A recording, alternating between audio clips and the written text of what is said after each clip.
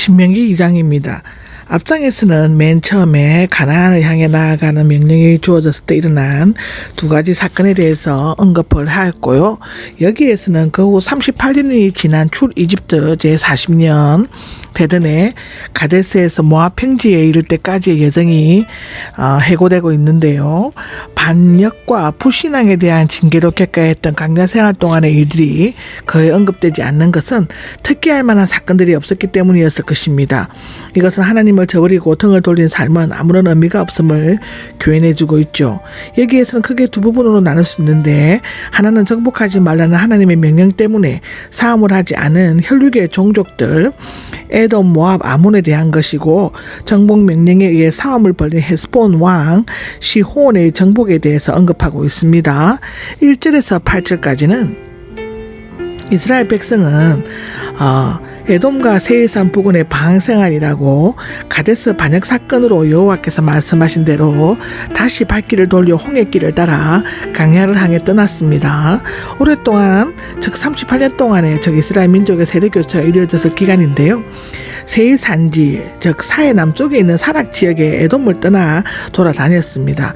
출 이집트 2년 4월 중순 이후였을 것이고, 따라서 제1세대는 가나안을 향해 한 발자국도 나가지 못하고 38년 동안 세일산 주변만 맴돌면서 온갖 고통과 시련에 시달리다가 죽었습니다. 이것은 민수기 14장에도 나옵니다. 여기에서는 제2세대가 가데스에 다시 모여 진을 치고 있을 때, 즉 출 이집트 40년째죠. 주어진 명령으로 하나님께서는 발걸음을 북쪽으로 돌려 가나안으로 다시 나아가되 에돔 족속과는 싸우지 말라고 하셨습니다. 왜냐하면 에돔 족속은 야곱의 형 에서의 자손이었죠. 창세기 36절에 나옵니다. 하나님께서는 에서에 대한 긍휼과 언약에 근거하여 그들을 보호하셨고 상속재산을 인정하셨기 때문이죠. 더욱이 에돔 족속과는 평화 공존이라고 명령하셨지만 그들은 이스라엘 그 땅을 통과하는 것을 허락하지 않고 비우호적인 태도를 취하였다고 민수기 20장에는 기록되어 있습니다. 그 이후에도 그들은 계속적으로 이스라엘의 적대적인 태도로 취하다가 다윗과 솔로몬 시대에 점령당했죠. 결국 이스라엘 백성은 세일을 통과해 가나안 남부로 가는 대신 에돔 동편을 따라 북쪽으로 에돔을 통과하였습니다. 모압 자손은 9절에서 15절까지 기록이 되어 있는데요. 아카바만 북쪽에 있는 에시온 게벨에서 위로 올라가 모압 주변에 이르는 여정을 다루고 있습니다. 하나님께서는 에돔처럼 모압에 대해서도 그 땅을 통과하면서 그들과는 싸우지 말라고 명령하셨죠. 9절에 나오고 신명기 2장에도 나옵니다. 왜냐하면 그들은 아브라함의 조카 롯과 그 딸 사이에서 난 후손으로 형제 민족이었기 때문입니다.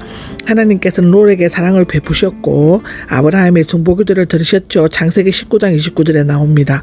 그 효력은 그 후손들에게 계속 미치고 있음을 교훈해주고 있습니다. 출애굽기 20장, 야고보서 5장에도 나오죠. 여기에 나오는 아르는 모압 중남부에 위치한 당시 모압 수도로 여겨졌습니다. 하나님께서는 에돔에게 세월산을 주셨고 모압에게 아르를 기업, 즉 상속 재산으로 주셨습니다. 그 땅을 침범하지 말라고 하셨죠. 16절에서 23절까지가 암몬 자손으로 기록이 되어 있는데, 하나님께서는 앞에 에돔과 모압처럼 암몬 자손에게도 괴롭히거나 다투지 말라고 명령하셨습니다. 19절에 왜냐하면 암몬은 아브라함의 조카 롯과 둘째 딸 사이에 난 형제 민족이기 때문이죠. 하나님께서는 이 혈연 관계에 있는 형족 민족과 싸우지 말라고 명령하시기 때문에 이스라엘 백성들은 가나안 땅으로 빨리 갈 수 있는 직선길 대신에 멀리 남쪽으로 우회하여 홍해의 아카반만 근처를 지나 요단 동쪽으로 향할 수밖에 없었습니다. 24절에서 37절까지는 헤스본 왕 시온을 정복한 얘기가 나옵니다. 앞에서 3차 명령과는 달리 하나님께서는 아모리 사람 헤스본 왕 시혼과 싸워 그 땅을 차지하라고 명령하셨습니다. 24절에 기록되어져 있죠. 원래 헤스본은 이스라엘이 차지하려는 땅이 아니었으므로 모세는 시온에게 사신들을 보내어 전혀 해를 끼치지 않을 것이니 땅만 통과해 달라고 좋은 말로 화평을 요청하였습니다.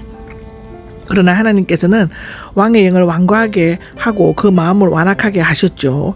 여기에서 완고하다는 강하다 단단하다의 뜻이고 하나님께서 시온의 마음을 완고하고 완악하게 만드셨다는 것이 아니라 자기 스스로 완고하고 완악하게 만드는 것을 하나님께서 그대로 내버려 두셨다는 것을 의미합니다.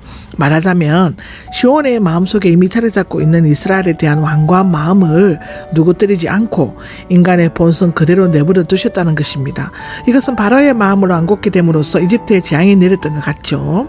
출애굽기 5장 4절에 나오고 7장 13절에도 나옵니다.